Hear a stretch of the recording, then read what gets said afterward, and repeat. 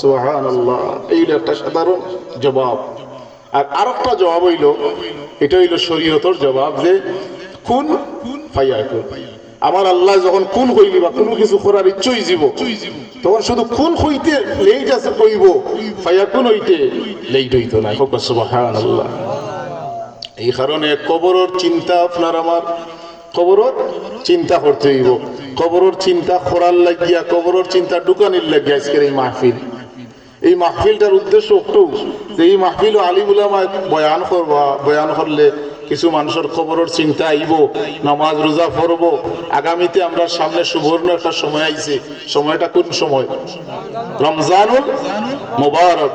রমজানুল মুবারক। এটা তাকবীর দেখো খুশি হইয়া, নারে তাকবীর, আল্লাহু আকবার, নারে রিসালাত, ইয়া রাসূলুল্লাহ। খুশি দিনা বেজার আমরা খুশি। উদাহরণ দিলেই আপনারা সহজে বুঝবা। যদি কোনো মানুষের সন্তান, আজ হইল 23 তারিখ, শাবান মাসের কত তারিখ? 23 তারিখ। কত দিন আছে আর? 7 দিন। যদি 30 মাস হয় 7 দিন। আপনার আমার যখন বিদেশের মাটি, লন্ডন থাকি, আমেরিকা থাকি, যখন সন্তান হওয়ার তারিখ হয়ে যায় যে আর 7 দিন পরে আপনার সন্তান বাড়িতে আইব, তখন বাবার অন্তরের মধ্যে খুশি লাগেনি না বেজার লাগে? খুশি লাগে। বাবা যখন রাস্তা দিয়ে হাঁটিয়া যায়, ইমাম সাহেবরে ফাইলে, লাগাবাড়ির ভাই সাহেবরে ফাইলে, কোন ভাই সাহেব আর 7 দিন মাত্র বাকি আছে, আমার সন্তান দেশ আইরো, দোয়া করিও। বাবার অন্তরের মধ্যে খুশি হয় না। দরুদ শরীফ পড়ুক, সাল্লাল্লাহু আলা মুহাম্মাদ, সাল্লাল্লাহু আলাইহি ওয়াসাল্লাম, সাল্লাল্লাহু আলা মুহাম্মাদ, সাল্লাল্লাহু আলাইহি ওয়াসাল্লাম।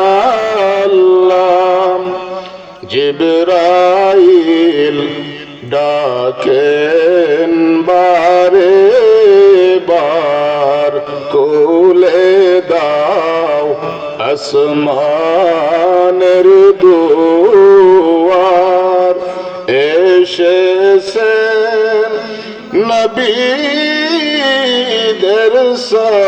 সরদার, করিতে মৌলার দিদার, সাল্লাল্লাহু আলাইহি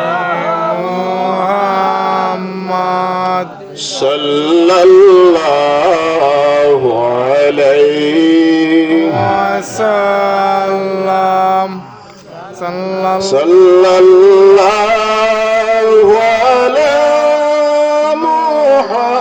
মুহাম্মদ, সাল্লাল্লাহু আলাইহি ওয়াসাল্লাম। খুয়াত আসলাম যে যদি সন্তানের খবর পাইয়া বাবা খুশি হয়ে যায়, মুমিনের যখন খবর পাইলে যে আর মাত্র কতদিন আছে, 7 দিন বাকি আছে, যখন কোনো বাবা এই খবর, কোনো মুমিনে তার খানের মধ্যে আওয়াজ আইয়, তার নাকের মধ্যে সেহরির গ্রান আইয়, তার নাকের মধ্যে ইফতারের গ্রান আইয়, তখন তার মুমিনের অন্তর খুশি হয় না বেজার হয়? এই জন্য আল্লাহর হাবিব মুহাম্মদুর রাসূলুল্লাহ সাল্লাল্লাহু আলাইহি ওয়াসাল্লামে মুমিন হলরে দোয়া শিখাইয়া গেছেন, আল্লাহুম্মা বারিক লানা ফি শাবান ওয়া বাল্লিগনা রমাদান। আল্লাহ শাবানের নিয়ামত আমরারে দান করো, আর রমজান পর্যন্ত আমরারে হায়াতে তৈয়বা দান করো। সবাই বলি আমিন। এই দোয়া আমরা করতাম। রমজান পাইলে ফায়দা কি হইব কিছু কই। রমজান পাইলে ওয়াজ তো আপনারা জিয়ারি সাহেবের কাছ থেকে শুনবা, মঞ্জুর আলী সাহেবের কাছ থেকে শুনবা।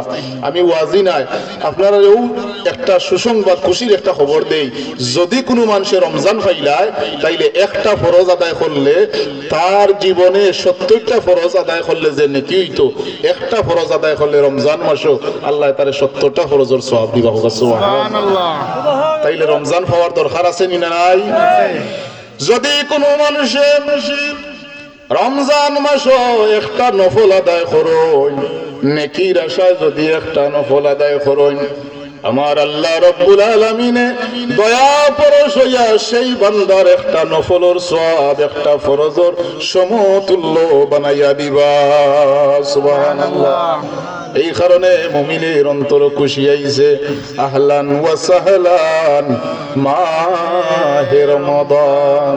ছোট ছোট বাচ্চা ইনতে গজল কই, একটি বছর পরে এলো রমজান, রহমত নাজাতের নিয়ে আহ্বান।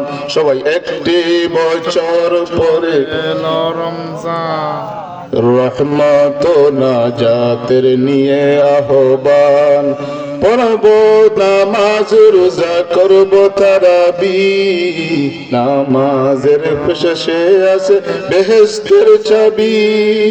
করব নামাজ রোজা করব তারাবি, নামাজের শেষে আছে বেহেশতের চাবি। তাই দেখে ইবলিস করে আনচান, তাই দেখে ইবলিস করে আনচান। আপনার আমার এই নিয়ামত পাইলে শয়তান বেজার হয় না খুশি হয়? বেজার হয়। শয়তান রে শিকল দিয়া বন্দি করইব। সুবহানাল্লাহ। 11 মাসের মধ্যে শয়তান রে কোনো মাসও কিতা করা হয় না, বন্দি করা হয় না। একটা মাস, সেই মাসের নাম হইল রমজানুল মুবারক। হাজিরিন, আমার আলোচনার বিষয় আসলো যে কবরের চিন্তা, আখিরাতের চিন্তা, আখিরাতের প্রস্তুতি। হযরতে আলী রাদিয়াল্লাহু তাআলা শিখাইলা যে আমরা যে দুইটা সেজদা দেই, এই দুইটা সেজদার মধ্যে কবরের চিন্তা আছে নি না নাই? কিন্তু আমরা তো সেজদা দিতে আছি। 70 বছর ধরে সেজদা দিলাম, 60 বছর ধরে সেজদা দিলাম, এই ফিকির না। নমাজ শেষ, চাচা গিয়া আইল খাটা